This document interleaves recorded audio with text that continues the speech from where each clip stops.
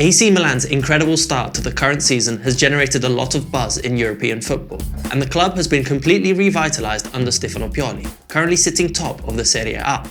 When his announcement was made back in October 2019, fans were very quick to vent their frustration. However, after an impressive unbeaten run stretching back from June, the manager has ensured he'll be with the club for the foreseeable future.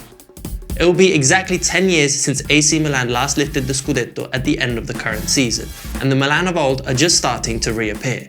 Thanks to players such as Zlatan Ibrahimovic and Calhanoglu, Milan look destined to achieve something spectacular this season. Before we take a look at what's making AC Milan tick this season, let's take a look at some of the numbers.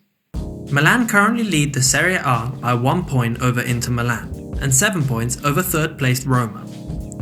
Interestingly, this is the best start AC Milan have had in over 10 seasons. With 34 points so far, they have picked up 17 more points than they did at this point last season. It's also their highest scoring season and their second best defensive record this decade. Their lone striker Zlatan Ibrahimovic is the third top goalscorer in the league. He also has the league high average of 5.8 shots per game. Milan's attacks have come from 34% down the left, 31% down the middle, and 35% from the right. The 31% of play happening down the middle is actually quite impressive, and is the second highest in the league behind Roma. When looking at build-up, 27% of their play is in their third, 43% is in midfield, and 30% is in the opposition's third. Of the 32 goals scored so far, 15% have come from the left, 75% down the middle, and 10% from the right. With 10% of those in the 6-yard box, 55% of those in the 18-yard box, and 35% from outside the box. Furthermore, 59% of their goals were from open play, and 41% were from set pieces. Milan also scored the fastest goal ever in the Serie A, after only 6.76 seconds against Sassuolo. One of the strengths of AC Milan this season has been a very solid formation, with Pioli having a clear preferred starting 11, which has allowed the club to generate a certain level of consistency which they've maintained throughout the first 14 games of the season. The only formation they have played this season is a 4-2-3-1. The only player to appear in every game so far is their right back Calabria. The midfield five have seen some rotations due to injuries and illnesses. However, the partnership between Kessie and Benazir has been extremely solid so far. The offensive trident of Selemakers, Calhanoglu and Leao has been consistently exceeding expectations, providing threats from wide and pinpoint delivery into the lone striker Zlatan Ibrahimovic, or more recently Rebic due to injury. Going forward, AC Milan look incredibly dangerous this season and have a number of different play styles or tactics that they can rely on. Let's take a deeper look.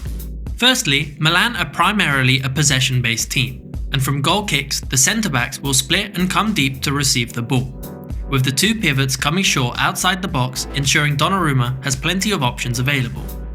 This is a great way to prevent teams from pressing high up the pitch, given that to do so could potentially leave their central midfielder in plenty of space to receive the ball. Secondly, AC Milan are not shy of playing long balls, and with the best target man in the league with Zlatan Ibrahimovic, you can't blame them. If the two centre-backs are cut off, then Donnarumma can attempt to chip it into the lone striker, from which a number of different things can happen. If the opposing centre-backs have pushed up to meet Zlatan in the air, then this frees up space for the wingers to cut in behind. Or if the centre-back sits deep, Ibrahimovic has time to look for the midfielders and attempt to build up play from there. Now let's take a step back and look at their build-up play. When on the ball, the two centre-backs can either look to move out wide or find the pivots who are comfortable in moving the ball up the pitch. If the two pivots are being pressed, then Calhanoglu can drop deep to become a third pivot, which can result in the striker dropping into the midfield as a false nine. One of the pivots is also comfortable dropping deep to become a back three, which allows the two fullbacks to push up higher up the pitch. When the ball is out wide with the fullbacks, then Milan will usually commit to an overload on the flank with the ball, with the midfielder taking the half space, the winger staying wide and the striker as a long ball option. This will also leave space on the other wing for the fullback to push up, given that the opposing team will commit many men to the press on the side with the ball. This is also enforced with the winger cutting into the half space, freeing the wing for the fullback to push up. With AC Milan, this will usually occur down the right wing, and the switch of play happening to the left, with Hernandez being an incredible threat on the attack, providing both crosses into Ibrahimovic or low-driven passes into the runners with either Calhanoglu or Leao. If we take a look at Milan's recent win against the Swallow, we can see how high up the pitch Hernandez likes to play, compared to Calabria, who is more effective in Milan's own half. As mentioned earlier, 35% of goals have come from outside the box, with balls cut back on the edge of the area looking for the excellent precision strike of Calhanoglu. From this position, he's also extremely dangerous and can provide passes into teammates, with an incredible league high of 3.8 key passes per game and a joint league high of 6 assists. While Ibrahimovic and his attacking teammates have been doing their part up top this year, this is largely due to both Kessie and Bennacer mopping up and recycling possession. Let's take a look at some of AC Milan's defensive tactics. Milan will attempt to press high in the first phase of their defensive play, with the 4 attacking players pushing up on the centre-backs and the full-backs, and with one of the 2 holding midfielders also moving up to help out. If the first phase is broken, then they will shift into a 4-5-1 or a 4-1-4-1. Given how they line up, this will also force the opposition out wide, with the 2 holding mids and Hakan Calhanoglu forming a triangle and making it hard for the opposition to advance through the middle. For example, in their recent match against Genova, they were only able to move down the middle 21% of the time. We can see this in more detail by looking at the average position for each player in the team.